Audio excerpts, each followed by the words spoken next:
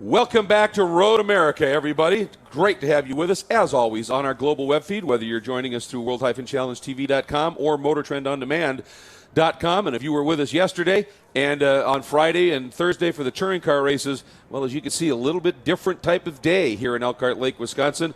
Rained overnight, still some clouds in the air. They are breaking, albeit slowly, but the rain has stopped in Calvin Fish. We just had a race before this, and they actually, during the race, went to slick tires. So the track conditions are at least that good. Yeah, I think for sure all of the field will be on the probably P0 slicks for the start of this race. I mean, we don't anticipate any further precipitation here this morning, so it should dry out, but certainly it will change the car a little bit from yesterday. It was very warm yesterday. A lot of rubber was down. We had quite heavy rain early hours this morning, so the track will have been washed, and it'll take a little while to get that balance back. So it's a bit of a guessing game for all of the teams, but everyone's in the same boat. And looking at yesterday's run, boy, oh boy, what a performance by the real-time boys. A 1-2 finish. Ryan Eversley got the fastest lap, so we'll start from the pole here today and trying to repeat on basically home soil. The team is based just 30 minutes down the road in Saukville. And from all the other teams' perspective, what team here might have more experience with varying conditions, a rain-washed track in the real time? They've got a data book that's monstrous here. They really do, and they tested here a couple of weeks ago, and they really focused on old tire runs because that's been their concern throughout the course of the year. They've had speed, but keeping the tires underneath them with the balance of the race car. We saw that at Lime Rock in terms of it fading a little bit at the end, and it certainly paid dividends yesterday because the car was as quick as the race. I mean, Eversley set his fast lap very late in the going. And they are on pole as a result of that fast lap. Getting the Moto Pole Award in GT was Eversley, with Petey Cunningham starting alongside, so a front row. Brian Heitkotter, big story here, had those problems during the race, couple of pit stops. But as we've seen before from other teams, sometimes you stop, you make a little adjustment on the car, and it comes good, and he laid in a scorcher. Well, there's always a strategy. You're always thinking ahead with these teams. I mean, they're very much on the money in terms of looking ahead. Okay, you're having a bad day. How do we try and make something out of this? And they put Brian out there. They obviously tried to get the fix done on the car, got him out there in clean air. He laid down a very good lap. A lot of these lap times are compromised by being in a race, being in traffic. He was out there in clean air, laid down a brilliant lap, and he's going to start alongside Ryan on the front row. Yeah, just impressive speed that he put in here. Patrick Long next up, and you got Adderley Fong. And I think Adderley, he may have learned a little lesson yesterday, because if he hadn't made that overly aggressive move and overshot, that cost him a lot of spots. He had pace throughout that race.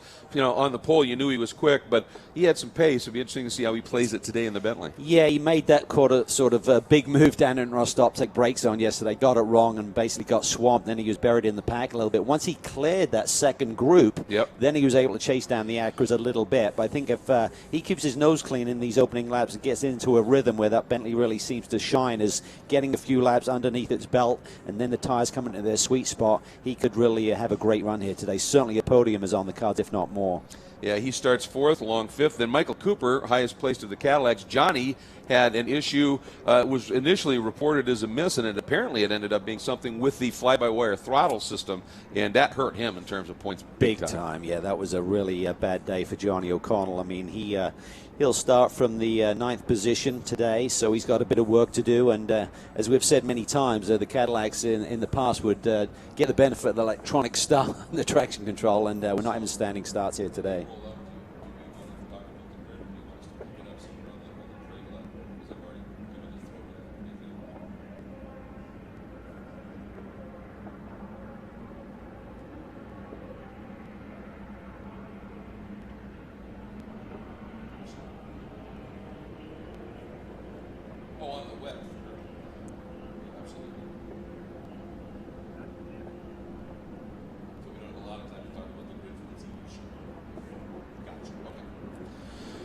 All right, folks, and you can see the Cadillac ATS-V making its move onto the track. Cadillac's such a great partner, leading this field out. Pole sitter Eversley, then the Nissan GT Academy, Nismo Nissan.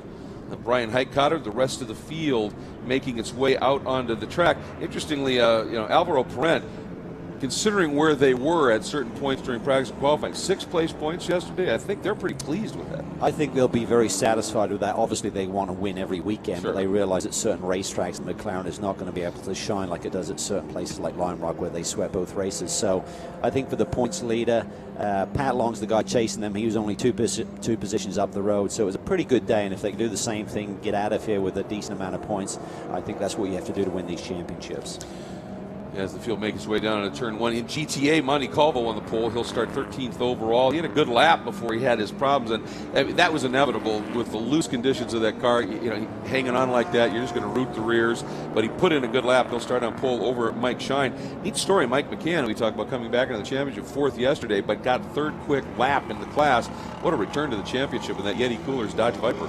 It's fantastic. Obviously, we saw him back in 2008 with Andy Pilgrim as his teammate, but for him to come back, I mean, he has a lot of time in Vipers, but he said this one's a whole different program with the GT3 spec. He's loving life, and it's great to see him back in the championship. And in GT Cup, Alec Udell now a 26-point margin as he got another pole plus winner's points over Sloan Uri. But the interesting thing here, Cal, at 2:14.2 in the race yesterday for Udell, Uri at 2:14.4. So they've solved some of that issue they've been struggling with. He told me this morning, Sloan did, car felt a lot better in the race yesterday than it has. Yeah, it's going to be a tight one today. It was at one point it was really close, and then Alec eked out a little bit of a margin by the end of the race, but certainly Sloan's car, they're working on it hard. They got Ryan Dial here working as his driver coach once again, Tyler Tadovic, and that whole group at True Speed doing an awesome job. And Corey Fergus, they're still working on that car. He qualified 2nd for yesterday's race, a little bit off the pace of the other guys in the race yesterday, 6 or 7 tenths off, but he too could, if they can just tweak it a little bit. You don't need much around this racetrack with 14 turns. If you can find a little bit of a percentage improvement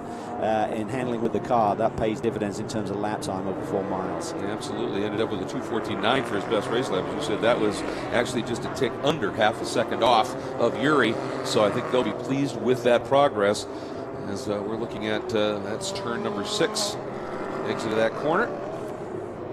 So we're getting a report now from race control. We are doing two pace laps, and I think that makes some sense. There was no warm-up this morning or anything for these guys to get out and get a feel for how this track has significantly changed, so that first of the pace laps is hugely exploratory and valuable in terms of the knowledge that they'll get here. So we're going to see them go green 2nd time by, as they say, start-finish for our 50-minute race. Now, the question is will the clock start at the end of this first lap? I believe it does. Normally that's by rule it does. Yeah, because obviously that comes into fuel mileage. If someone's putting enough fuel in, even though it's a yellow lap, you're not going to be burning as much fuel. You can't suddenly add a lap at 4 miles to everyone at the last second here. See there, very damp offline, but online it looks pretty dry, so it could provide some interesting moments when guys are trying to make some moves here in these opening laps. When you get down to the inside of the corners, we had an Indy Lights race here just a few minutes ago. So the line has been worked on by race cars, but certainly into the braking zones and the overtaking zones will be a little bit sketchy. You talked about the level of rain that we actually had overnight. You get off track, you can see the puddling in between the curbs and the holes behind the curbing, and that grass now is very, very wet and saturated yet. So you go off there, you're just going to pick up speed. So precision now becomes even more the watchword here. Even the curbing, I mean, sometimes if you're trying to use that as a cushion, like a little bit more room, suddenly you get on that, it's painted, it's still wet, potentially damp. That can send you off. Then if you go a bit further and you do get in the grass, you're going to be going for a big ride. So the guys will have to tread carefully, but as we know, we've got some guys in this series who really like to make some big moves on these starts and restarts. It's because sometimes they feel that's their only opportunity to do much, as close as this field is, right? Absolutely, and then they can sometimes maintain position and keep it, but driving to the front is difficult. But if they get the position early, here we see green and yellow flag indicating the clock is now starting. We're green flag for the time, but we're not in the green flag conditions yet in terms of racing. So now with this second lap, you've seen everything once, around the track. Was that first lap the one where you're really kind of looking, and now you're just focused on getting ready for the race? I think they'll continue to look. I mean, you may try and gap the pace car, gap the guy in front of you, so you sort of like load the car a little bit, see what sort of grip you're feeling. But again, this is why these guys are so good. They can get thrown into these circumstances where it's a track that you're not familiar with the grip levels at this stage of the game. It's a lot cooler than yesterday. The track has been washed with the heavy rains. It was really throwing it down here, staying in town here locally. It was literally tipping it down at 6, 7 o'clock this morning. Down through turn 3. There's Frankie Montecalvo in that dime research and development Mercedes. So we've got Ryan and Brian on the front, and we've got the Fong Long show. Oh boy. An announcer's get a nightmare. real Thanks, medal, guys.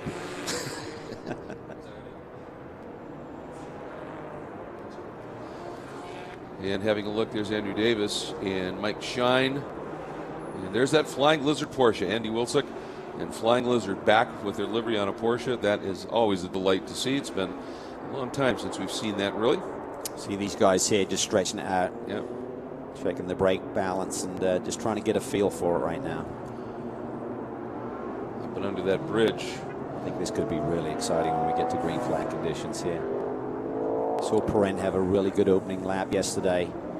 Didn't drop positions down towards turn 1 like he anticipated. So he got everything out of yesterday that he was looking for, I feel, the championship leader. It's going to be interesting, I think, too, to see what kind of a race Johnny O'Connell drives. I mean, he's so experienced and he's so good at preserving tires, but you would think he wants to get to the front fairly quickly here, and it'll be fun to see what that extremely experienced, talented driver can come up with. Yeah, I mean, he always seems to make the right decisions. A lot of experience there, coming off a great run at Le Mans last weekend. Good to see him back there in the GTE AM division. He's told me yesterday that he had the fastest 20-lap run of anyone in class, so he was pretty proud of that, and looking forward to maybe getting back again and maybe grabbing another class victory on top of the huge success that he's had over there in France. Nice to see him back there. Yeah, that's cool. That just seemed right, didn't it? Absolutely. Particularly in a GM branded vehicle. Okay. All right. There you see lights out in the pace car. We're going to pause and we're going to pick it up in just a second with our CBS coverage.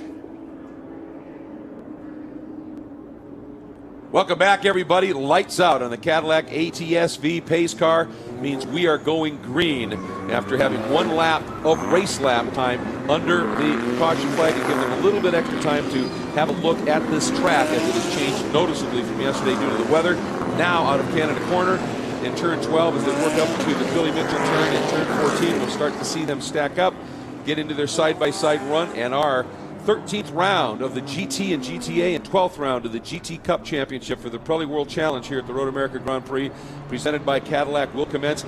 In now to the VP Racing Fuels acceleration zone. You see the pace car accelerate away to build a little margin, and it's now down to Ryan Eversley and our starter as they make the way up the hill. This should be absolutely spectacular, and again, it is damp off to the edge of the track, off the line even, but off the track itself. You want to be precise and survive these first few corners. Up the hill we go. We are green. This is going to be an interesting drag race, Cal. The Nissan versus the Acura. Fong pulls in front of P.D. Cunningham, tries to take that inside line away. Johnny O'Connell trying to make some moves in the middle of the pack as well. J.D. Davison very much in the mix. Can he go around the outside of Fong? He's going to try. He's got the spot. Is he going to be able to make it work there? Look at Highcutter for the lead. He's pushing Eversley. Eversley down deep into the brake zone. Fong and Davison still side by side. Look at O'Connell down underneath, making it 3 wide at the exit of 3. He's got the inside. Oh, and Mike McCann in the number 82 Viper has had a significant impact, Cal. That is huge. Major damage to that Yeti Viper. That's down in the brake zone for turn 1. Off to the left. So immediately into a full course caution mode. What a move by Johnny O'Connell. Oh boy, he needed that. It doesn't matter, standing start, launch control, whatever, those Cadillacs can get moving well. Here's what maybe happened. We're going to try and find it here in just a second as to what happened to McCann. Watch it here. Look to the right, just loses it under braking. Fires it straight across. Fortunately didn't get anyone else involved there, but he was down to the inside, didn't have a lot of grip. May have found a damp patch even and just didn't have the same braking on one side of the car to the other. That's what I was thinking, was way offline there. And the grip, it's caught out a few people anyway, so that may have been exactly what happened. So under the full course caution, everything will settle here, but Johnny O'Connell, by our reckoning, started 9th and was up to at least 5th. I make it 6th here. As P.D. Cunningham's the guy that dropped a little bit, didn't he? I think P.D. must have got back by Johnny on the run down to turn 5. That could be. So that'll be interesting, dude. to determine in terms of did he get that pass done before the full course came out. Here's our GT Cup start. Udell on pole, and that blue Global Motorsports Group Euro World Porsche, the True Speed Security National Porsche of Uri, nosing ahead here, Cal. Yeah, he certainly had a little bit of a margin over Alec, but now Alec takes the inside line, and it looks like he's going to safely consolidate that lead, and we're under yellow there, so they can see the car off to the left-hand side, and that's probably what made Uri kind of back out of it early. I think that's exactly right. When there's an incident, that GT Cup start just automatically flips back to the start order. McCann out of the car. That's the best news of all. And this Muck Daddy cleanup is going to be continuing for just a little bit here. So we're going to step away while things get sorted out here at Road America. And we will be back, of course, and take you to the restart and lots of phenomenal racing here in the Pirelli World Challenge Road America Grand Prix, presented by Cadillac.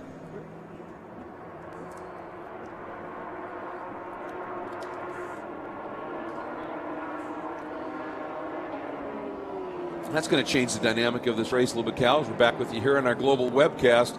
And again, the Road America safety team is the best in the business, in my opinion, at clearing up incidents, doing it quickly, and getting us back to some racing. The one thing I noticed, Martin Fuentes, just in front of Udell, is running well off pace. I think they had those big overheating issues. They said the engine's running was the report we got, but they didn't know what kind of power it would have, and I'm not sure that car's healthy. I think the key for him is just trying to get that to the 50% mark so he can score some points here today and just come out of Road America with something. It's been a tough weekend with the hit yesterday and the overheating issues. So they did not have a spare motor on the trailer, so they had to go with the same motor for the start of today's race. Yeah, and just to put it in perspective, certainly he didn't get any points yesterday at all because of not making the 50% mark, but he still has a 278-point margin. But you hate to see that just get chipped away in big chunks. I mean, you know, he worked hard to get those 8 wins. Yeah, 110 points for a win. So suddenly someone sweeps the weekend like a Michael Shine. Suddenly that lead is cut into dramatically. Be interesting to see, too, what Frankie Montecalvo can do, whether they've been able to figure anything out with that car. And they haven't really all season. Whatever is wrong with the car, they just can't get to it. They think it might now be just down deep in the chassis. But, I mean, so really, what can you do? He just has to just keep the back end underneath him a little bit as much as possible. He's got pace. He certainly does. He had a fantastic fast race lap yesterday, but as we saw in the going, started to fade a little bit, and then it caught him out in the carousel, and Michael Shine was there to pounce and do what he does best, is come through strong at the end of these races. So it's all about managing that and making sure he's got some good tire underneath him for the end of the run. But if he's under pressure, that's a tough call in terms of how you manage that and race hard. You still have something if it turns into a sprint race at the finish. This will help him, though. I mean, we're shortening the race distance here in terms of minutes with that extra pace lap, and certainly now a caution. He will not have as long a run to go, even if it stays green for the rest of the way.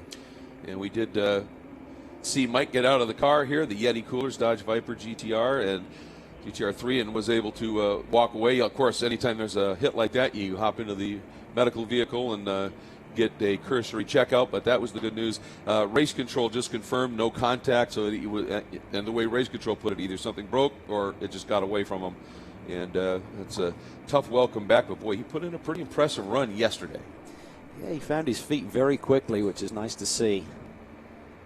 As we said before, it's just great to have him back in the championship. This is a big blow, obviously, and not sure how this will affect him moving forward. A few weeks till mid-Ohio, so hopefully he can get the car repaired and see him back. The team is Ohio-based, so close to home. As we're circulating under the caution, and they've completed a lap of caution now, and scoring has caught up. It's Eversley, Heitkotter, and Fong, the Acura, the Nissan, and the Bentley 1, 2, 3. Davison in the second of the Nissans. Number 33 is fourth. Cunningham in the second of the Acuras. 42 fifth. O'Connell in the Johnny Red, number 3. Cadillac is fifth. Then Pat Long in the Porsche. Michael Cooper in the number 8 Cadillac. Alvaro Perez sits 9th right now in the McLaren, and Kyle Marcelli is 10th in the number 2 DeVilbiss Audi. Then Lewis, Cindric, Fogarty take us down to 13th. Tops in GTA from the pole is Montecalvo in the number 66 Dime Mercedes. Shine is second in GTA, the number 16 Wright Motorsports Porsche. Third is the number 45 of Andy Wilsock in the Lizards Porsche. And Fuentes is scored as fourth, but now, Cal, we see him limping down pit lane. This is not good if the pace he was running as slow as it was is still problematic. No, they're not going to melt the engine down just to trying to get to 50%, so maybe there's something they can do here.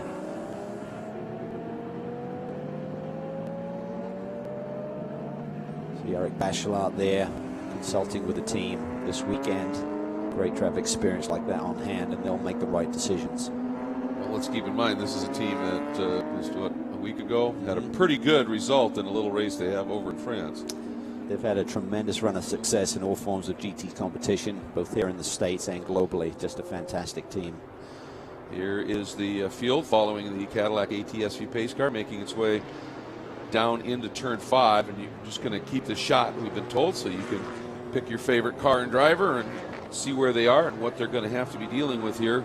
Again, a huge crowd on hand, but you can see the level of rain. Just look to the right there, the inside of that little kink, and the level of mud. It came down, as you said, big time, but it didn't dissuade the fans at all. Not, obviously, the campers were here, but boy, a big crowd coming in yet today.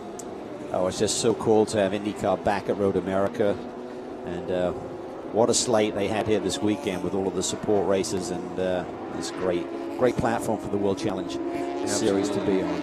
Yep. A couple of feature level races with the Indy cars and the World Challenge GT, and as you said, the Road to Indy program and the other classes at Pirelli World Challenge. I mean, the touring car races we had on Thursday and Friday were just ridiculously fun. So, and what a GTS race we had at the end of the day yesterday, save for that incident late in the race. I mean, we could have had some of the, maybe the best 3 laps of racing we've seen all year, except for that caution. So, and remember, folks, watching with us here on the web, that race comes up a little bit later this afternoon, so make sure you come back and join us for that one. The race, we're a little bit behind schedule because of the rain and the like, but that's scheduled to be around 3 o'clock or so. Could be a little bit after that. So be back, as we'll have the call for that one, and I don't anticipate that changing much.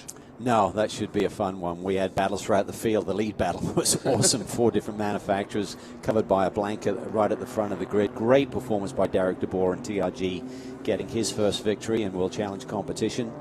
And it was going to get dicey there at the end. He definitely used his tires up a little bit, and he was hanging on. And Jade Buford believed, who finished second, that another lap and he would have had him. But there's going to be some hard racing to the checkered flag.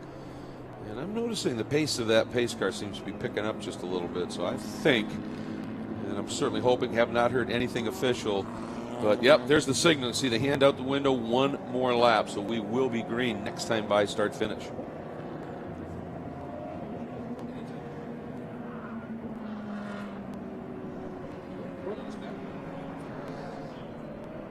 There you see the hand out the window from the passenger.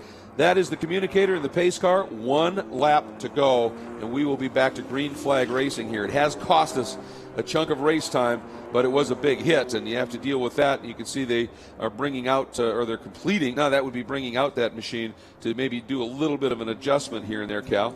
I think I just saw Martin Fuentes just jump out of pit lane. They pitted his car. They had engine issues yesterday trying to rectify something there, but he's snuck back out and will stay on the lead lap. But I think for him right now, it's all about getting to the 50% race distance where he will score some points here today. All right, and we're going to jump down to Jeff Lepper. What are you hearing in pit lane, Jeff?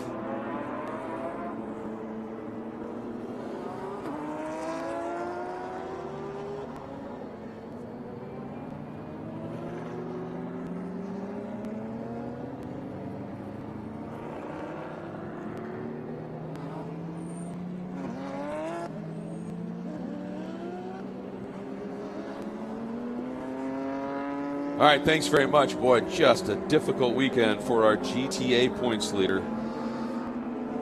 So as we're under this caution, and if you just happen to be joining us here is what happened, Cal.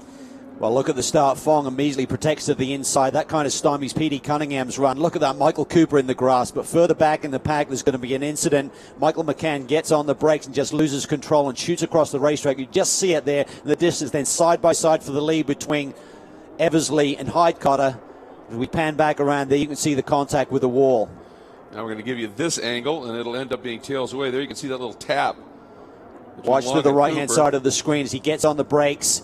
Probably just got a difference in grip, right side to left side, and just spears across the racetrack. Probably a damp patch there right on the inside by the grass. Caught him out. And the Road America safety team and our Cadillac Escalade safety crew on the scene. Quickly, Michael got out of the car and walked for the mandatory ride in, and that Muck Daddy cleanup, as always, there done as fast as it can be done. They are superb at this facility. We have had the indication that they are expecting to go green this time by, so they're confident that that big forklift can get over there, make that quick wall adjustment, and get out of the way. One thing this track has is a lot of cutouts where you can make your escape. And they have great support here from Gale and all of the moving equipment. We've got excellent support here at Road America. It's really a first-class facility, Greg. We've been coming here personally for so many years, and to drive into this facility now, it is really top-notch.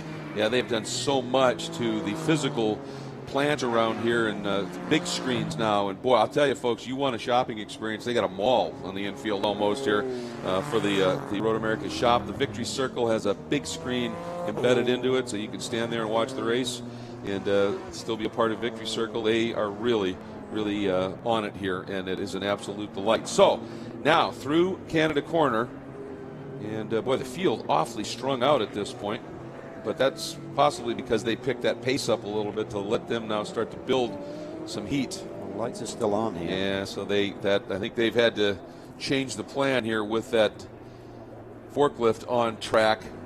So, and I think obviously if they just realize that, there's no way they can get it done. The car is backing away. Boy, it's so close. But at a certain point, you have to commit to leaving the lights on in the pace car. And it looks like we're staying yellow. That is a shame.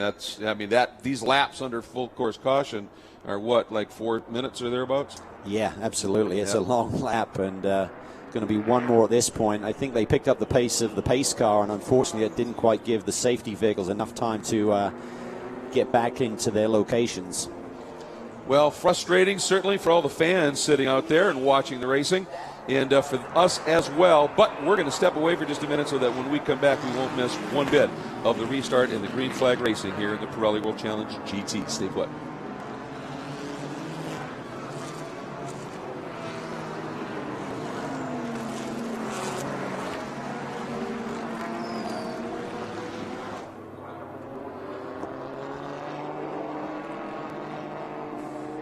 All right, so we'll hang with you here on the web, and we just had a great shot of some of the fans in the stands, some special ones at that as well. So pretty ladies out there. There certainly were. There certainly were. You know one of them well. I do know one of them rather well, and I'm very lucky to be able to say that. So that was absolutely wonderful. So now,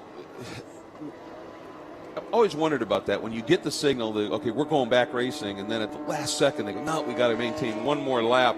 From the driver's perspective there, I mean, the pros, you know how to deal with this stuff, but it's got to still mess with you a little bit. Well, they just want to get going. I mean, everyone loves racing, and they particularly love racing here at Road America. So it's kind of frustrating to eat up some of the race time here with incidents and obviously the second pace lap here to get things moving.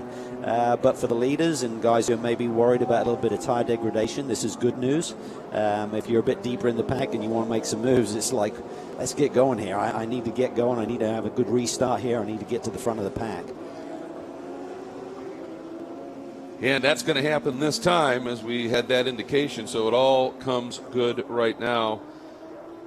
But, you wonder here just exactly what the solution was for Johnny O'Connell at this point, if they got that taken care of. And we got that update that we did for Martin Fuentes with Jeff that you probably couldn't hear on the webcast.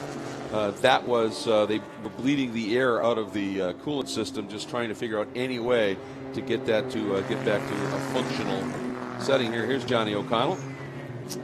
Yeah, we're getting some reports from the team that he may be having similar issues to what he encountered yesterday. So we talk about Martin Fuentes having a problematic weekend. Same for Johnny O. Came into this weekend third in points, but he can't afford to have another disaster here today. Otherwise, it's going to be a big hole for the four-time champ, going for 5 consecutive titles. Yeah, I was chatting with him briefly this morning, and he said sometimes you just have one of those years. And he said we've had some good ones, so we can't be too upset about it, but it happens here.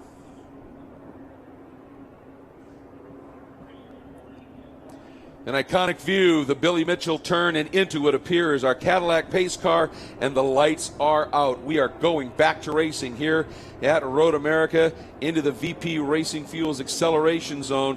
And really, it's up to, at this stage, Ryan Eversley. Once that pace car gets out of the way, he can start to roll into the throttle at his discretion.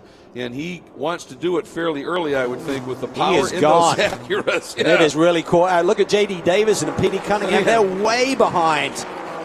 Great restart for Ryan Eversley and Highcutter, but everyone else, see Parent there immediately defending to the inside line, coming down this front straightaway. Boy, and I'll tell you, Highcutter was the one guy who read it and stayed with it. Big late move there by, I think this Michael Lewis on the inside, and Marcelli turns him. Sideways in the racetrack, hopefully everyone can see him with the flags displayed. Deeper in the pack, down we go. There's Monte Calvo leading in the GTA Mercedes. Cindric and Thompson, two teammates there side by side in the McLarens. Fogarty trying to do something in the Red Dragon with that Mercedes, had to tuck back in. Looks to the inside again.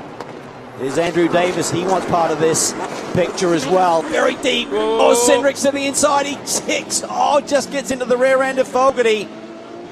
Just couldn't get it wound down enough. Fogarty never saw him. He was just committed there, and he just needed Fogarty to clear the corner, and it wasn't quite enough time. Boy, and you can see the experience there. John Fogarty just ignited the rears to try and keep that car from drifting into the barrier. That's frustrating because that team has been working really hard, coming off a test at Miller Motorsports Park where they really think they found a bit better handle on that Red Dragon number 99. That'll be pure frustration for that group. Here is Cindric as he comes through. And, of course, the officials will be looking at that just a little bit. And, by the way, Marcelli was able to continue, so we stay green. Nice recovery for both himself and Fogarty. Eversley has taken off, and there was a drivers' meeting this morning where the steward was saying, come on, guys, let's clean things up a little bit. And we've seen two moments already early in this restart with Michael Lewis, and then Cindric getting down to the inside and a little bit of contact. We'll have to see what happens. Absolutely, but Eversley is where he wants to be, clear of all that. And he is just driving away, as he did to a point yesterday. Last time by, the margin was 0.4 of a second. And when scoring cycles, I think it's going to be up over a second. He has just dropped the hammer. Highcutter, Fogg, Davison, and Cunningham completing the top five. Johnny's still there in sixth. Yeah, Johnny seems to be hanging tough, but look at this. Here comes Pat Long looking for a way by. There wasn't a way by, so he flicks to the outside. Cooper in the shadows there, waiting to see how this one turns out. Long, a good run there through turn one. He's going to look to the inside, down into the brake zone for turn three. Classic move. And Cooper's going with him. I think Johnny's in trouble again. Parent now, he's going to try and take advantage as well. You're getting a report, Cal, number 98, Michael Lewis, drive-through penalty for that contact. And that's what they said in that meeting. They said, we're done. If you guys can't police it, we're going to do it for you. And that's unfortunate. But look at Cooper now on Long, trying to figure out a way through. He's up along the outside. Beautiful. Can he get there? Not quite. Long gives him a little bit of room. Just good hard racing there. Johnny O is definitely fading. Brent just blew by him down that straightaway. Well, I'll tell you, Johnny Red is going to be one frustrated man, but he just has to soldier on. That's all he can do. And up behind him now, up into the top 10 overall, is Frankie Montecalvo in that Mercedes. Yeah, and I think the key for Frankie now, he's got that position. Just maintain. Just make sure you can keep the tires underneath you. It's a much shorter race now. We're basically halfway through, Greg, of the 50-minute period. This is the place on the racetrack yesterday where he had that moment right there, ran wide over that curbing, and Michael Shine was able to take advantage and get the GTA victory. Yeah, he had told us earlier in the weekend that he was actually an opposite lock through the kink. Tells you how he was fighting that car and did a miraculous job of hanging on to it yesterday's race as long as he did. And right now, as you said, has that nice buffer. Now into our frame comes that orange number 13 K-Pax McLaren 650S GT3. That is Colin Thompson, and Colin is our Optima Batteries best start winner. Most spots moved up overall in the opening lap. He picked up 5. So even though he's a little bit farther back in the pack than he'd want to be running, certainly has a quick car at this point. But it looks like Austin Cindric might be even a tick quicker at this stage. Yeah, I think there you see Michael Lewis diving for pit lane. We haven't heard anything on Austin Cindric with the contact with Fogarty. I would anticipate a similar penalty for Austin because certainly wasn't Fogarty's fault there. Oh, and Davison into the pits as well. And that's a surprise. That air now machine, and Cindric slices through underneath Colin Thompson as they come up on the back of Fuentes, who just moves over, nicely done, and lets them all go through with Davis hounding them in the background. Yeah, we haven't heard of a penalty for J.D. Davison, so I'm not sure if this is a technical issue, but it's moved everyone up a spot as Davison was running hard in the top 5. Interesting to see how this one's going to pan out. Down into turn 5 at this stage. That stop tech brake zone. Look at Cindric taking it in really deep. As these GT3 machines have ABS brakes to help you out, but it's still not going to just always get you to apex if you're carrying too much speed. And you've got some massive downforce on those cars that allows you to go in even deeper. These cars, as you watch Alec Udell, there's the margin back to Sloan Urie, Fergus, and Welch as they head through turn 5. And they don't have anywhere near the aero, but what they do have is pretty stout engines and very little drag on those cars, so they get down the straights in a big hurry. But Udell able to just sneak away once again. Boy, this weekend, that crew, they have given him a real weapon, haven't they? They really have, and he's got a lot of confidence right now, and it's showing in his results and his driving. So this is a big weekend if he can sweep with the poles. Corey Fergus, though, hanging tough. Good to see Corey back up in the mix, not too far back from Sloan Urie. We just got word that Cindric will have to serve a penalty. He was given that warning or to come to pit lane. Now he'll be black flagged if he doesn't hit pit lane. Yeah, I mean, that's why he suddenly got really urgent, wanted to make up a couple of spots. Davison, this has nothing to do with any type of penalty, so he must have had some sort of issue with J.D. Davison. So, unfortunately, a problem for that hard-charging driver. We'll try and find out what's going on there. As Udell down into Canada corner and chased by Urie, Fergus, and the rest of this GT Cup field. But up front, Eversley, that margin ballooned up to a little over a second and a half, but Brian Heitkotter has now taken a chunk back, and the margin is down to under a second, with Adderley Fong now in hunting mode, coming after that lead group. So we're going to step away very quickly here. We will be back with a lot more from Road America. Stay with us, folks. This one is just heating up.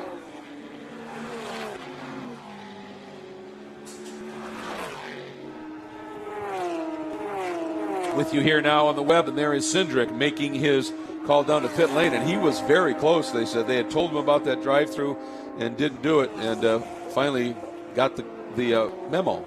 Yes. It's a shame. He was just pushing it in deep. It wasn't intentional, but he was just down to the inside and wasn't getting it slowed down at the same rate as Fogarty. He was just hoping that Fogarty cleared the apex and almost made it. Here's a look at Johnny O, who on the scoring shown in ninth, but I think he's lost a couple more spots yet, because now he has Andrew Davis coming up line astern at this stage, Cal. Yeah, looking back at the leaders' fast laps right now, Eversley, Highcourt, Fong, Cunningham, all done the same sort of lap times, but that next pack, Long, Cooper, and Parente, got 3 or 4 tenths pace on those guys, so it's not inconceivable if they can close in on these leaders. There you see it. Oh, boy. They're coming. They're coming after Petey, Cunningham, closing that gap. Boy, and Adderley Fong is on it. And that's sort of the MO with that car. This maybe didn't help him too much, that long yellow flag run, because that Bentley excels on long green flag stretches. It's so good on its tires, and you can tell they've come in, haven't they? They really have, and he should be good through this middle stage of the race. And with that Nissan, you know, they really have to be careful in terms of not overworking the Pirelli P0s, and Highcourt is going to have a task on his hand to hold on to this podium spot right now.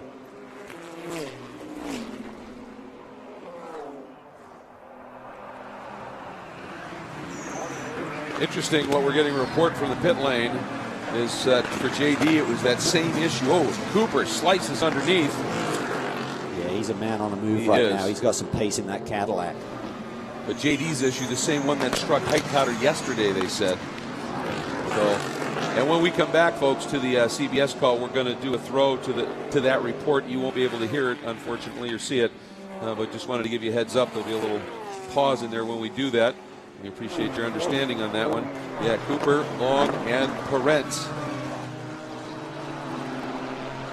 6th, 7th, and well, it's actually for 5th. Cooper got around Long and picked up that 5th spot.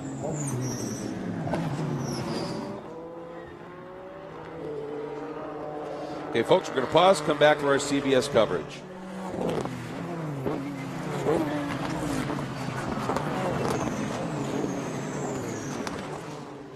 The iconic carousel at Road America, and Ryan Eversley for the hometown team. Real-time racing leans that Acura TLX GT into that falling away off-camber run, plants it beautifully on the exit curve, and then feeds it into the kink. What a sequence of corners. They are legendary.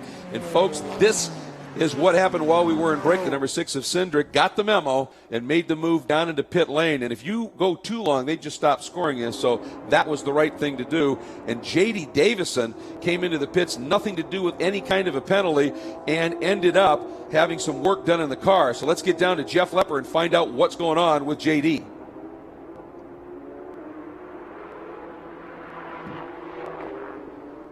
All right, thanks, Jeff. And boy, that's got to be a huge concern if it's the same issue has been plaguing both cars. Certainly for Brian Highcutter right now, Cal, the pace is there.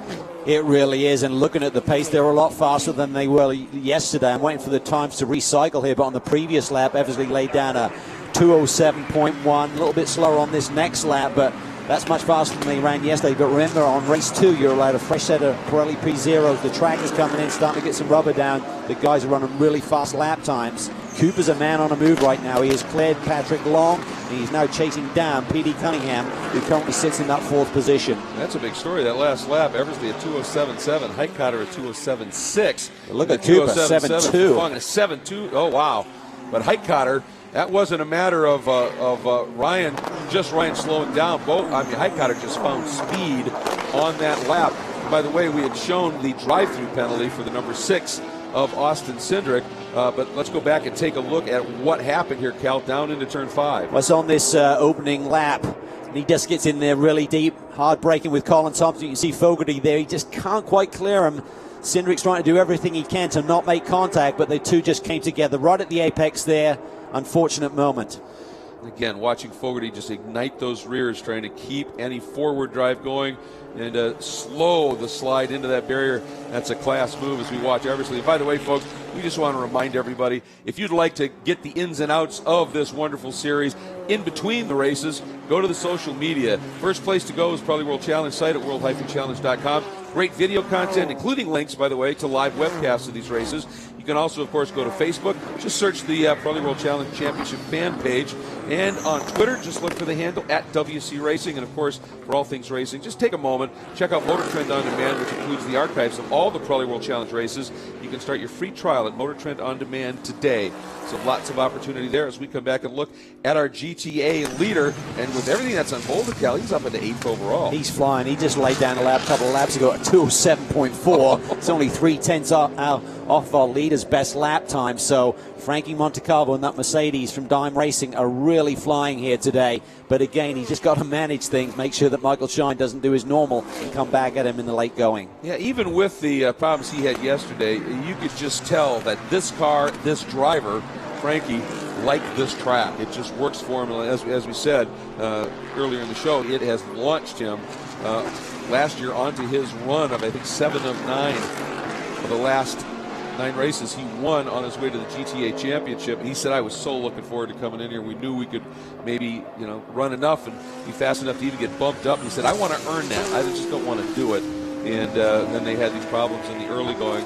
And for Alec Udell, boy, I'll tell you right now, I think everybody in that GT paddock is watching this young man as somebody that they may want to plug into one of those cars in the future. And that's really what the GT Cup category is like. It's a place for you to come in at a relatively inexpensive cost, run at this level of the sport, and do it in front of team owners you eventually want to be running for. Well, certainly Colin Thompson proved that last year. He was pretty dominant in that class, and then he's got a really top-class seat there with the K-Pax Flying Lizard group. 13 of 18. Not too bad. Not too shabby. I think dominant works there, no question about it. As we watch Alec Udell, and Alec has been able to eke away a little bit from Sloan Urie, stretch that margin a little bit. Some of that is just the way traffic works, and it includes overtaking traffic. And Cindric going to slice through here. There's Sloan. Corey Fergus, he is very, very racy. Great to see that from that very talented driver, and that team have made the step up. Touring car champion last year, and the team made the move along with Corey at this level. It's been a steep learning curve, but they're figuring it out. And we're going to be right back with more from the Pirelli World Challenge Road America Grand Prix presented by Cadillac. Stay with us.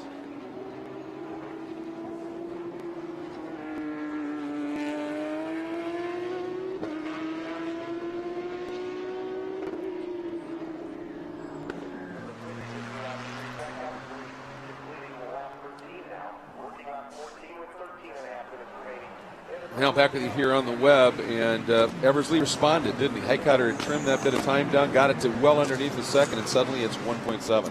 Yeah, I think Eversley's really in control of this weekend. I think he's just managing things, but you never know. Highcutter, I'm really impressed with the pace that he's been able to maintain in that Nissan. He's gapped Adley Fong a little bit, which means he can just run his lines, hit his marks, and maximize his lap time. Petey Cunningham and that group, though, are getting ever closer. Cooper's having a great run here today, which will only frustrate Johnny O'Connell further because his car was handling equally as well, but those electronic issues have just stymied his run here this weekend. By the way, there is one of the legendary drivers in history of Pirelli World Challenge, Mr. Randy Post, who I certainly wish was still running here as well, but Randy's keeping himself pretty busy with a lot of the stuff he's working on. It's his birthday today, so I'm sure he's tuned in and watching, so I thought we'd give him a shout out and say, happy birthday, buddy, we miss you. Yeah, it'd be great to see him back in the paddock on a more regular basis, but certainly he had some high points in his career in World Challenge. 4 of them in particular called championships. That's right. And a lot of wins. And look at this scrap here. Petey Cunningham in 4th, and Michael Cooper. Cooper's coming at him hard. The Cadillac is really handling well. Last laps, they were running about the same lap times as Adderley Fong, too. When you look at the makeup this weekend, is wow, Cooper really into that margin there through the King. He's got a good run going. He's got the momentum. Looking for a way by down into Canada. Corner flicks to the inside. Late move. Brilliant overtaking move by Michael Cooper. He is a man on the move right now. Awesome stuff. Wow, that pace he had through and the exit of the kink, you could just see the amount of speed he carried relative to PD at that point. And there was not a lot PD was going to be able to do about it. Now, as we're looking at the clock here, 11 and a half minutes remaining, see what he can do, Cooper, that is, in terms of catching Fong. I think he's a bit frustrated after yesterday. He felt he got roughed up a little bit there on the opening lap when he ran wide coming out of turn 3. Not a happy boy, and with the speed he has, when he ruffles his feathers a bit, he's got his chest pumped up right now. He's going to the front. That's a big chest, too. That is one fit lad. He crawls behind the wheel of the car. And, you know, even though we've had that rain and the like, the temperature's down a little bit, but the humidity is absolutely thick, and these cars are so closed up. You can see the little side windows on the cars that are open to get some sort of air movement. But at the end of these sprints, and of course they had a lot of time under the caution here earlier, but at the end of these sprint races, these guys, you can see how fit you need to be. Cooper just ran a lap, just a tick off of the fastest lap of the day, which was set by Ron Eversley, which was a 207.118 by Eversley to a 207.128. So just 100th of a second slower for Michael Cooper, and that included the pass on Petey Cunningham. So he has got some speed in that Cadillac right now. How far can he go? When you look at the makeup of the cars at the front of the pack right now, there's kind of what you expected coming here. You've got the cars that have really shown a lot of muscle in terms of horsepower this year. The Bentley, the Nissan, the Acura. But the Cadillac, the Porsche, the McLaren are very much still in the mix here as well.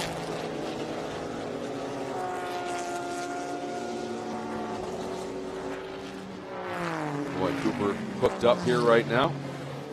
We have some specialty awards that we will be giving out, obviously, and I don't think any question in my mind at this point. Cadillac move of the race had to be the Cadillac move through the kink. I mean, that's where it all started, isn't it? That's right. He just really into that margin, had the momentum coming off, got the exit speed, and set him up perfectly, and executed as well. Boy, he is flying. Absolutely. He's found the sweet spot. You can just see it in the language. He is wringing its neck. You can see that he's catching these guys. Now, Fong has a run on Highcutter. Highcutter's lost a little bit of pace here, and suddenly Adley is all over him. And Cooper, that last lap, turned to 2:07.1, 100th off of the fast lap of the race. And yeah, Highcutter just had enough, didn't he, down into that turn. Cooper into the sixes. There it 2:06.8, fastest lap of the race. And it took him no time to make this charge. He is looking hard for a podium position here.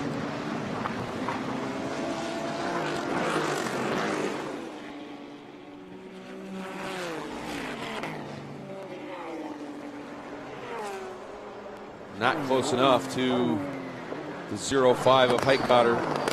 And look at this. Cooper now is on Adderley Fong, so his whole focus is going to change, isn't it? Adderley, he's not driving out the front, he's driving out of the mirrors. Makes it really tough. He'd really closed into the tail of that Nissan in front of him as Cindric goes for a bit of a ride. It's off the final corner, I believe. He immediately, I think he was trying to get back to pit lane, but couldn't quite get to the cut-in. Cunningham still in that 5th spot. And he still has a little bit more pace, it looks like, than Long does at this stage. So he could be pretty well set. But boy, this is going to get absolutely fascinating here. See where Cooper might be able to do it. And I'll tell you, he is so quick through the kink. Boy, he's on that edge. It's tough because you're going to get a little bit of what we call aero wash there. The downforce is being taken off the front of these cars. These GT3 cars really give a lot of downforce. You can get into a high-speed corner with that Bentley in front of him. He's not going to be getting the air to the front end, so he tried to keep the throttle in there and had to use a bit more of the road than he typically does. Through 14, up the hill, and again, let's see what kind of a run Fong can get. Boy, he's so close there. Now he goes early. He does go. I think Highcar's got an issue. Something. Highcar has an issue. He suddenly lost performance. Is it that same issue? Wow. Unbelievable. That caught him out yesterday and caught JD out. Yeah, that's it. He has just lost 3, now 4 spots. Long's going to get him by the time they get down into 14. What a drive this guy had put on in that Nissan GT Academy, Nismo. And suddenly off the pace again. Here comes Parent. That promotes Cooper into a podium position, but he probably wants more. Eversley still seems to be in control here. 3.5 seconds down the road in the lead. Adley Fong now up to 2nd. As Parent will gain another position, our championship leader. And for him, this is going to be a good weekend if he can maintain, because Patrick Long, who's nearest to him in the championship, only finished ahead by 2 spots yesterday, and he's only 1 position ahead today.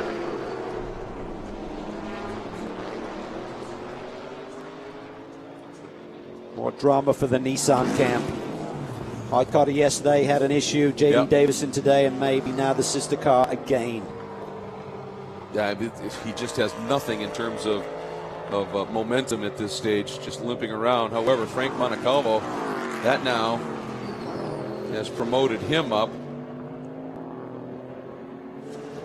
Well, he's going to have a shot at a top 5 the way things are going here, Frankie is. He's got a bit of ground to make up to get to the next car, which would be Parent at this stage, some 3 seconds. But the car looks better. It doesn't look as twitchy today. You could see him arms and elbows inside the cockpit trying to keep that Mercedes on the road. Johnny O'Connell has hit pit lane, just trying to really find out what is wrong. Almost turned it into a bit of a test session here. Trying to get to the 50% mark, which they've done easily, of course, was the #1 objective when you're having trouble. But they still can't get to the bottom of the gremlins on that Velocity red Cadillac. Boy, for Eversley, though, it has just been a day. No question here. Now, Cooper right on the 6 of Fong here as they head down toward turn #1. He looks to the inside. Not close enough. Fong's doing a great job here, hanging on to that 2nd position. Eversley's like the carrot in front of them, but they can't quite catch him. Eversley continuing to lead in the Acura for real-time racing at Road America. Adderley Fong in 2nd and Cooper in 3rd, which makes you ask whether happened to Brian Heitkotter. Well, folks, our 2nd place Nissan, the 05 that had such a fabulous run, suddenly had some significant issues. And here is a look, first of all, at how Cooper got into a place to do that, Cal. A stunning pass. Well, he just got such a run through the kink there, had the speed, had the momentum, and just slides it to the inside into the brake zone for Canada corner. Classic move by Michael Cooper. And now he's running wide, trying to put the pressure on Fong. That's out of turn 7. He has got the bit. He is frustrated. I think he felt he got a little bit roughed up yesterday, Cal, as you pointed out, and he now wants to make good and come after it. But the reason that you see now Fong up into 2nd and Cooper in 3rd, part of it was a problem for this guy, the 05 Nissan, and now into the pits. And it looks like they're working on the same spot on that car as they did yesterday and as they did earlier to J.D. Davison's machine. That'll frustrate a team. Just huge disappointment. They've shown pace here this weekend, and for Nissan, they'll be really disappointed with this. But it's a great team, and they just got a little glitch there with the systems under the hood. Not sure why it's rearing its head here at Road America on both cars. No glitches at all for the number 43 of Eversley, although for the team, yesterday it was a 1-2. Today it's a 1-4 at this stage. But Eversley has just been superb. There's Fong, there's Cooper, and that little off by Cooper cost him dearly as he lost enough ground, and he hasn't been able to quite as quickly reel Fong back in again. Now it looks like they're going to get another couple of laps here, about 3 minutes left on the board, so it'll be this one, then they'll see the white flag. Looks to me like Ryan Eversley seems to run a hard lap and then just cool the tires off a little bit. There's an ebb and flow to that gap at the front, which has been bouncing between like the 2.5 to 3.5 second range. Here comes your leader in GTA, Frank Mondecalvo, who today has been able to maintain that margin. He's got 3 GT cars between himself and Mike Shine in second in that number 16 Wright Motorsport Porsche. 45 of Andy Wilsick, still third in the Flying Lizard machine. But a good day thus far for Mondecalvo. It's interesting what you were just talking about with Eversley. You know, one of the things that the issue they've had with the cars, we look at our GT Cup leader, still a great run by Alec Udell. And Sloan Uri now about 7 seconds adrift of Udell in the number 20 car. Then Fergus Walsh right having there. a good job as well. Alex Sure Welch is really hanging in there. He's only about 2 to 3 seconds behind. Fergus sitting in the 4th position. Talking what you were, getting back to Eversley, they do have great straight line speed, but because of the weight of the cars and the like, the tires tend to go off a little bit. We've seen that. Is that what he's decided to do to manage it? Just go like stink for a lap, cool him off? Yeah, I think so. I mean, he's a really savvy young man, and he's done a great job, obviously, leading this field. But they really worked on this in testing, Greg. They tested here a couple of weeks ago, really worked on old tire runs and just trying to get the balance to stay with them. And they've really executed perfectly here this weekend. And he's going to get the white flag this time by, but Cooper in the background, watch for it. Cooper is closing in again on Fong. And I'll tell you, from the carousel down to Canada Corner, Coop is wicked quick. Oh, there's that high cutter. Going for a bit of a ride. And that's the thing, when you've got some sort of an issue like that, if it suddenly cuts out at the wrong spot. Plus you're distracted. Oh, here we go. Oh, he just Thompson, he just got out in the gray there. He's just trying to be out of the way of Colin Thompson and runs wide through the carousel. And did a nice job of keeping it clear as we watch Eversley come by, pick up the white flag, 1 to go, and Cooper attacking on Adderley Fong right behind him down into turn 1. Eversley has a big margin. Watch the exit of 1 here, still not close enough for Cooper. It almost looks like he's so close, Cal, and in that last bit of distance into 1, Adderley just a little bit more top end maybe. Yeah, I think so. I think certainly these other cars that he's chasing have a little bit more straightaway speed than the Cadillac, even though they got a little bit of their boost back for this weekend here at Road America. I think the Cadillac is maybe the best handling car out there at the front of the pack right now. And he is close enough. He's going to have a nibble here at Adderley Fong and see if he can get that next position on the podium. Well, I would submit that if he is this close by the time they get out of turn 8, turn 12 is going to be the place to watch it here up the hill. Key is going to be the run that he can get. Can he get close enough to the brake zone for turn 8? If he doesn't, then he's got to really focus on just being close enough through the kink to gain that momentum like he did on P.D. Cunningham and be able to make a move into Canada. He lost just a little bit there through turn 7, but makes a chunk of it up under braking. Here we go, feeding the throttle. He's relatively close, Cal. This might be on. The key is going to be that aero wash. Can he do his normal thing through this high-speed section? Looks like he's losing a little bit of ground. Adderley Fong is doing a brilliant job here, showing great poise here today. And he may have enough of a margin. Cooper's going to dig deep here through the kink, but I don't think he's quite close enough. No, he just lost too much through the carousel. Down into Canada Corner. He's going to give it everything, but realizes not close enough. PD sits there in 4th. As they come out of Canada Corner, Fong has enough of a margin as they feed through the Billy Mitchell Bridge. There is Eversley. A sweep of the weekend, perhaps. Still has to make this long climb up the hill. Exit out of 14 on the rail. Here he comes. Ryan Eversley, real-time racing based in nearby Saukville, Wisconsin, and Acura win again at Road America. What a story, and Eversley goes over and salutes that crew. They are incredibly hard-working group, no question about it.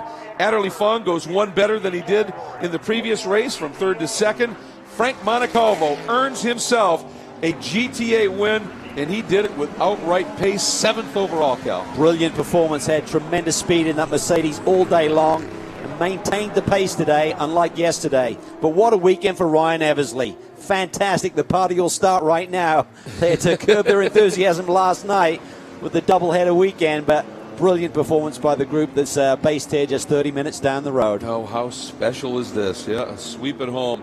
And for Ryan Eversley, got the nod to become an Acura factory driver just a couple of years ago, and what a statement he has made a couple of times here. And Alec Udell has that lead. It's about 8 seconds over Sloan Urie. And once again, when they hit that sweet spot on that car, and it really was the second round at Lime Rock, they went back after putting that slightly softer rain setting on, and when they hit it, they hit it. And Alec has just been in stunning form as well, and that combination has given him these kind of race wins, Cal. Yeah, he's a really great young man, really smart, fast behind the wheel. He ticks all of the boxes, and he's got a great group there with GMG and Neville, his engineer. They really work well together. It's all about the chemistry. And that's very family, the way that they go about that, and it pays. So the young engineering student from Clemson University in the Woodlands, Texas, comes home and brings home another win. What a season Alec Udell and Global Motorsports Group and Euro World have put together in GT Cup. Well, folks, we're going to pause very quickly here because when we come back, we want to have some time to talk to our winners. So stay with us.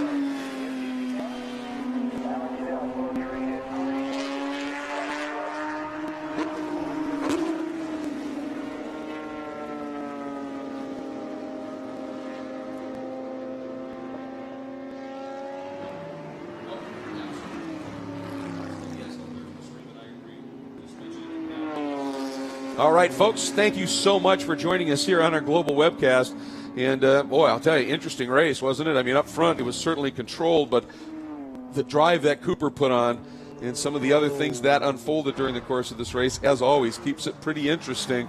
And right now, looking at the point scenarios, wow, things are getting interesting here. Again, unfortunately for Johnny O'Connell, just plummeting down the order in terms of those points, problems for others, and pace for yet more. And this time, Ryan Eversley, look at that, doing a little celebrating because we got a little bit of time before the next round of the championship, which happens to be in mid-Ohio. So if you not that far away, if you're up for it and want to see these guys again on a track that is about as different as it gets, but awfully entertaining, come and join us there. And those of you on the webcast, remember, please be back with us here around 3 o'clock. Schedule has shifted a bit because of the rain this morning, but in that window around 3 o'clock, we will be back to give you a call of the Pirelli World Challenge GTS race here at the Road America Grand Prix presented by Cadillac. Congratulations to Ryan Eversley, Frankie Montecalvo, and Alec Udell, our 3 class winners here at Road America. See you in a little while.